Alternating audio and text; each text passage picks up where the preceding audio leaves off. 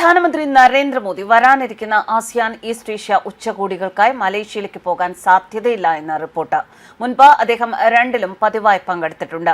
ഉന്നതതല യോഗങ്ങളിൽ വിദേശകാര്യമന്ത്രി എസ് ജയശങ്കർ ഇന്ത്യയെ പ്രതിനിധീകരിക്കുമെന്നാണ് പ്രതീക്ഷ. കഴിഞ്ഞ 10 വർഷത്തിനിടെ ഇത് രണ്ടാം തവണയാണ് പ്രധാനമന്ത്രി നരേന്ദ്രമോദി ആസിയാൻ ഉച്ചകോടിയിൽ നിന്ന് വിട്ടുനിൽക്കുന്നത്. നേരത്തെ തെക്ക് കിഴക്കൻ ഏഷ്യയിലേക്കുള്ള തന്റെ വിദേശ നയ വ്യാപനത്തിൽ അദ്ദേഹം ആസിയാന് സ്ഥിരമായി മുൻഗണന നൽകിയിരുന്നു.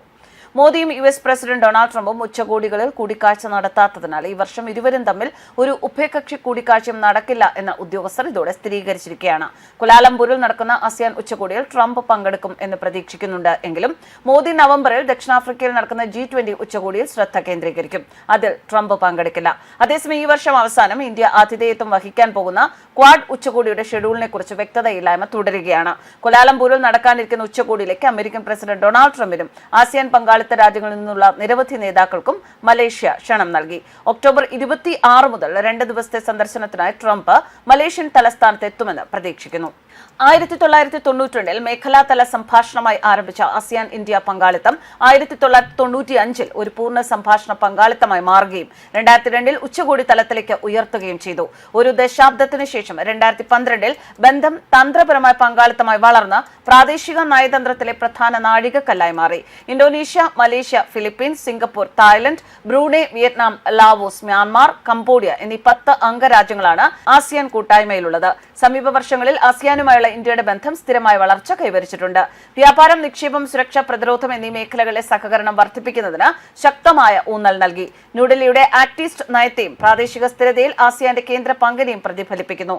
മലേഷ്യ ഇന്ത്യ പങ്കാളിത്തം കൂടുതൽ തന്ത്രപരവും സമഗ്രവുമായ തലത്തിലേക്ക് ഉയർത്തുന്നതിനുള്ള വഴികൾ ചർച്ച ചെയ്യുന്നതിനായി പ്രധാനമന്ത്രി നരേന്ദ്രമോദിയുമായി ഒരു ഫോൺ സംഭാഷണം നടത്തിയതായി മലേഷ്യൻ പ്രധാനമന്ത്രി അൻവർ ഇബ്രാഹിം പറഞ്ഞു. അതേസമയം ഇന്ത്യയും പാകിസ്ഥാനും തമ്മിലുള്ള സംഘർഷം അവസാനിപ്പിക്കാൻ തീവ്രവാദ ഭീഷണി ഉപയോഗിച്ചു എന്ന അവകാശവാദം ആവർത്തിക്കുകയാണ് US പ്രസിഡന്റ് ഡൊണാൾഡ് ട്രംപ്. 8 യുദ്ധങ്ങൾ നിർത്തി എന്ന് വീണ്ടും പറഞ്ഞുകൊണ്ടായിരുന്നു ട്രംപിന്റെ വെളിപ്പെടുത്തൽ. ഇന്ത്യ ഇക്കാര്യം പലതവണ നിഷേധിച്ചിട്ടും ട്രംപ് തന്റെ നിലപാട് ആവർത്തിക്കുകയാണ്. തീവ്രവാദ ഭീഷണി ഉപയോഗിച്ചാണ് 8-ൽ 5-6 യുദ്ധം താൻ അവസാനിപ്പിച്ചത്. ഇന്ത്യയും പാകിസ്ഥാനും യുദ്ധം ചെയ്യാൻ ആഗ്രഹിക്കുന്നുവെങ്കിൽ അത് കുഴപ്പമില്ല. പക്ഷേ ഞങ്ങൾ തീരുവ ചുമത്തുമെന്നും അത് വളരെ കൂടുതലായിരിക്കുമെന്നും ഞാൻ അവരോട് പറഞ്ഞു.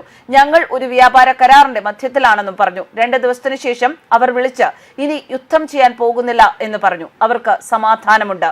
പഹൽഗാം ഭീകര ആക്രമണത്തിൽ 26 പേർ കൊല്ലപ്പെട്ടതിന് പിന്നാലെ പാകിസ്ഥാൻ ഭീകര ക്യാമ്പുകളെ ലക്ഷ്യമിട്ട് ഇന്ത്യ നടത്തിയ ഓപ്പറേഷൻ സിന്ദൂർ അവസാനിപ്പിച്ചത് തന്റെ ഇടപെടലോടെയാണ് എന്നാണ് ട്രംപ് ഇപ്പോഴും ആവർത്തിക്കുന്നത്. News desk കർമാനസ്.